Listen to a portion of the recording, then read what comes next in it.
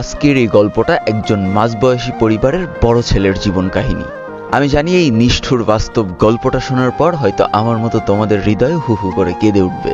পরিবারের মাঝবয়সী এক বড় ছেলেকে নিয়ে, যাকে আমরা আজকে ছদ্ম নামে ডাকবো, কারণ সে চায় না যে কোনোভাবে তার পরিচয়টা সবার সামনে আসুক। তার সাথে সাথে সে এইটাও চায় না তার এই কষ্টের পিছনে আসলে কোন মানুষগুলো দায়ী ছিল, কোন ইউটিউবারগুলো দায়ী ছিল। চিন্তা করে দেখো কত বড় মনের একজন মানুষ। গল্পটা শুরু হয়েছিল 2017 সাল থেকে, যেখানে তরতাজা একজন টকবগে যুবক, পরিবারের বড় ছেলে, সবে মাত্র পড়াশোনা শেষ করেছে। বিশ্বাস করো আর না করো, পরিবারের বড় ছেলে হওয়া যে কতটা কষ্টের আর কতটা দায়িত্ববোধের ব্যাপার, সেটা শুধু যারা বড় ছেলে আছে তারাই জানে। শেষ বয়সে এসেও বৃদ্ধ বাবা সামান্য সিকিউরিটি গার্ডের চাকরি করে সামান্য কটা টাকা দিয়ে যখন পরিবারের ভরণ পোষণ জোগাইতে হিমশিম খাচ্ছে, তখন এই পরিবারের বড় ছেলে সুজন শুধুমাত্র একটা ছোট্ট চাকরি জোগাড় করার জন্য ছুটছে বাংলাদেশের এই প্রান্ত থেকে ওই প্রান্ত। তবে ভাগ্যের নির্মম পরিহাস, আমরা এমন একটা দেশে জন্মগ্রহণ করেছি যেখানে যোগ্যতার কোনো দাম নেই, যেখানে ভালো রেজাল্টের কোনো দাম নেই। তোমার পিছনে যদি মামা খালু থাকে, তোমার বাবার যদি ঘুষ দেওয়ার টাকা থাকে, তাহলে তোমার চাকরির কোনো অভাবই হবে না। আর এই সুজন, যে কিনা কোনো মামা খালুর ব্যাকগ্রাউন্ড হিস্টোরি নেই, যার কাছে ঘুষ দেওয়ার মতো একটি টাকা নেই, সেই শ্যামড়াটা ঘুরে ঘুরে বেড়াচ্ছে দাঁড়ে দাঁড়ে। পরিবারের বড় ছেলেকে লেখাপড়া শেষ করাতে বাবার অনেক কষ্ট হয়ে গিয়েছে, কিন্তু তারপরে ভাগ্যের কি নির্মম পরিহাস, যেদিন সেই ছেলে পড়াশোনা শেষ করেছে, তার সেই যোগ্যতা দিয়ে বাবা মাকে একটুও হেল্প করতে পারছে না। এইভাবে চাকরির আশায় ঘুরতে ঘুরতে পার হয়ে গেল একটি বছর। ঘড়ির কাঁটায় চলে আসলো 2018 সাল। বৃদ্ধ বাবা আজও মনের বিরুদ্ধে যে সেই সিকিউরিটি গার্ডের চাকরি করেই যাচ্ছে, আর তাদের বড় সন্তান আজও এই দুয়ার থেকে ও দুয়ারে ঘুরে বেড়াচ্ছে শুধুমাত্র একটা চাকরির আশায়। প্রতিদিন নতুন নতুন চাকরির জন্য অ্যাপ্লাই করা, রিটেন পরীক্ষা দেওয়া, দিন শেষে ভাইবা দিয়ে হতাশ হয়ে বাসায় ফেরা, এ যেন এক নিত্যদিনের রুটিন হয়ে গিয়েছিল। বাবার অল্প কিছু টাকা দিয়ে সংসার চালাইতে হিমশিম খাওয়া, ছোট বোনের কিছু কিছু আবদার, আর মায়ের চোখে এক আকাশ পরিমাণ হতাশা, এভাবেই কেটে যাচ্ছিল বড় ছেলের ছোট্ট একটা জীবন। 2018 সালের হতাশ হয়ে যখন কোনো একটা নির্ঘুম রাত এই পরিবারের বড় ছেলে কাটাচ্ছিল, তখন ইউটিউবে হঠাৎ করে এই ফ্রি ফায়ার গেমটার সাথে তার পরিচয় হয়। চিন্তা করা যায় 25-26 বছর পার করে ফেলার পর জীবন যখন হতাশায় ডুবে গিয়েছে, প্রত্যেকটা মুহূর্ত নিজেকে ফেইলর মনে হচ্ছে, ঠিক সেই সময় এই ফ্রি ফায়ার গেমটা তার লাইফে আসে। এরপর থেকে চাকরির জন্য এদার থেকে ওদারে ছুটে বেড়ানো, আর অবসর টাইমে নিজের হতাশা কাটানোর জন্য একটু একটু করে ফ্রি ফায়ার গেমটাকে ভালোবাসতে শুরু করা। এইভাবে পার হয়ে গেল আরও একটি বছর। তাদের এই অসহায় পরিবারটা রাখলো 2019 সালে পা। জীবন যুদ্ধে হার মেনে যাওয়া পরিবারের এই বড় ছেলেটা একদিন সিদ্ধান্ত নিয়েই ফেললো তার দ্বারা আর চাকরি সম্ভব না।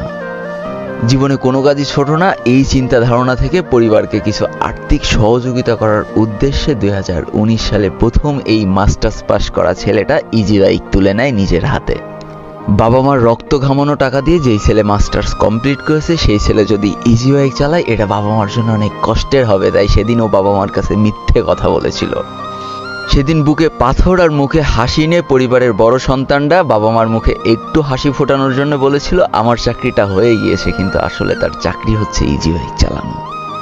তারপর আর কি, পরিবারের কাছে চাকরির কথা বলে নিজ জেলা থেকে অন্য জেলায় পাড়ি জমানো, আর একটু একটু করে ইজি বাইক চালিয়ে টাকা জমিয়ে পরিবারের কাছে পাঠানো।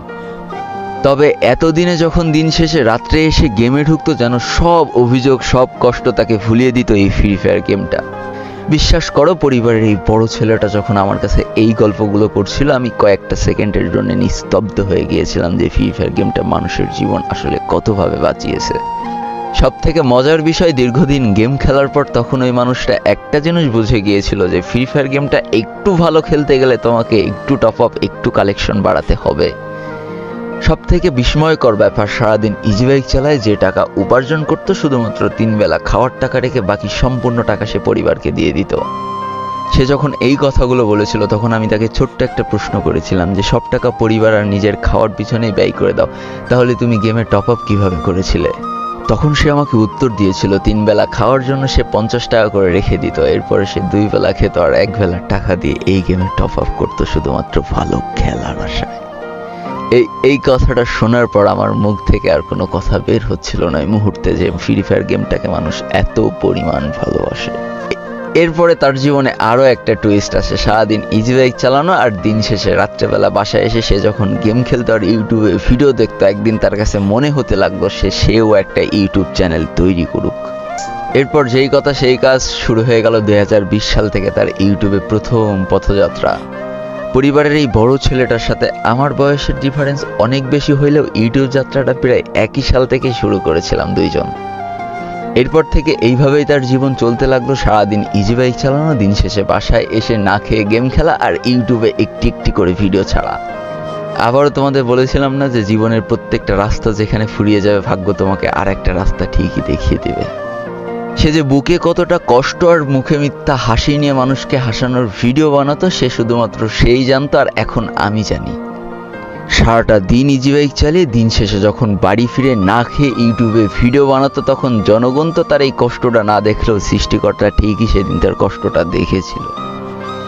এই জন্য তো অল্প কিছুদিনের মধ্যে তার সাবস্ক্রাইবার সংখ্যা প্রায় 70,000-এরও বেশি হয়ে যায়। আজকের দিনে 1-2 লাখ সাবস্ক্রাইবার তোমাদের কাছে কিছু মনে না হলেও আজ থেকে এত বছর আগে 70,000 সাবস্ক্রাইবার কিন্তু অনেক বড় ব্যাপার ছিল। সারাদিন ইজি বাইক চালায়, দিন শেষে যখন সে বাসায় ফিরে একটু